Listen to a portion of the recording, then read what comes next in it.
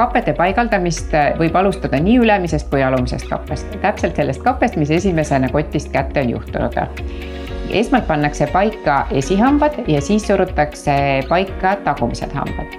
Äravõtmisel tuleb alustada kõigepealt tagumistest hammastest. Võetakse ära kappe tagumise hamba keelepoolselt pinnalt.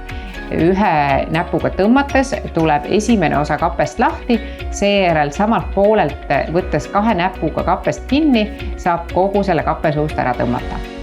Ja kerget survet tuleks avaldada siis sinnapoole, kus on hammaste pinnale kleebitud nupud, et surudes siis kapet kergelt väljapoole ja allapoole. Chewies aitab kiirendada ravi, seetõttu on soovitav Chewieseid närida iga päev 5 minutit.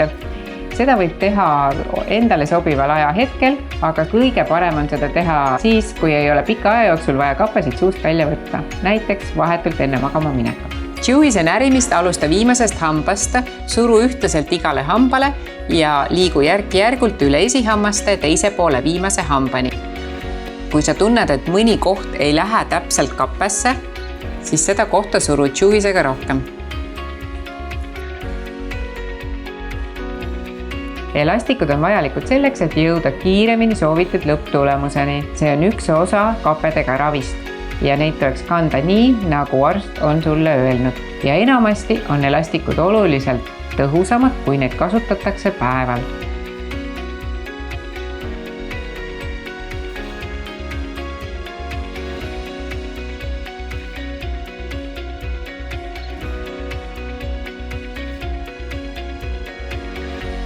Iga kappe on paigaldatud eraldi kotti. Ühes kotis on ülemine kappe ja alumine kappe ning kappekoti peal on 2 numbrit. Esimene number näitab kappe järjekorranumbrit, mis hetkel kasutuses on ja teine number näitab hetkel tellitud kappede koguhulka. Invisalignil on olemas spetsiaalne äpp, mille kaudu saab tellida endale meeldetuletusi, millal on õige hetk kappet vahetada. Kui on tulnud aeg panna suhu uus kappe, siis seda tuleks teha õhtul. Esmalt pesed hambad puhtaks, seejärel paned uue kappe suhu ja närid 5 minutit Chewiest. Miks on vaja panna uus kappe õhtul? Aga sellepärast, et kappe on kõige tõhusam sellel hetkel, kui ta suhu pannakse. Öösel inimene magab ja kõige tugevam kappe saab olla terve öö jooksul suud. Vana kappe pane vana kappekoti tagasi ja hoia igaks juhuks alles. Võib-olla sa kaotad järgmise kappe ära ja sa pead vana kappe uuesti kasutusse võtma.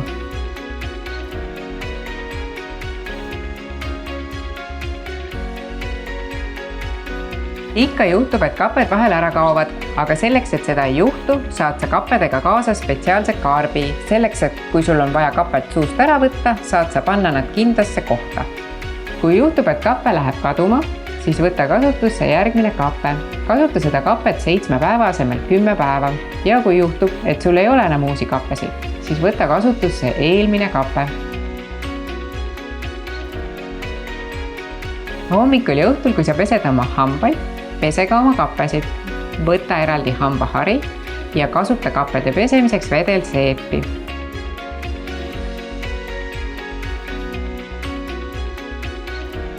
Ära kasuta kappede pesemiseks hambapastat, sellepärast, et hambapasta toimel värvub kappe pruuniks.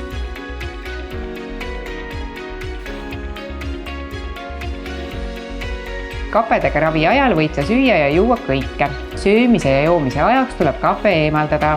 Kappe suus võid juua vett, teed ja kohvi ilma suhkru ja piimata. Miks ei tohi süüa kappedega? Aga sellepärast, et happed ja suhkrud jäävad kappe ja hamba vahele ja see soodustab hambaaukude teket. Peale sööki loputa suu ja loputa kapped ning pane kapped suhu tagasi.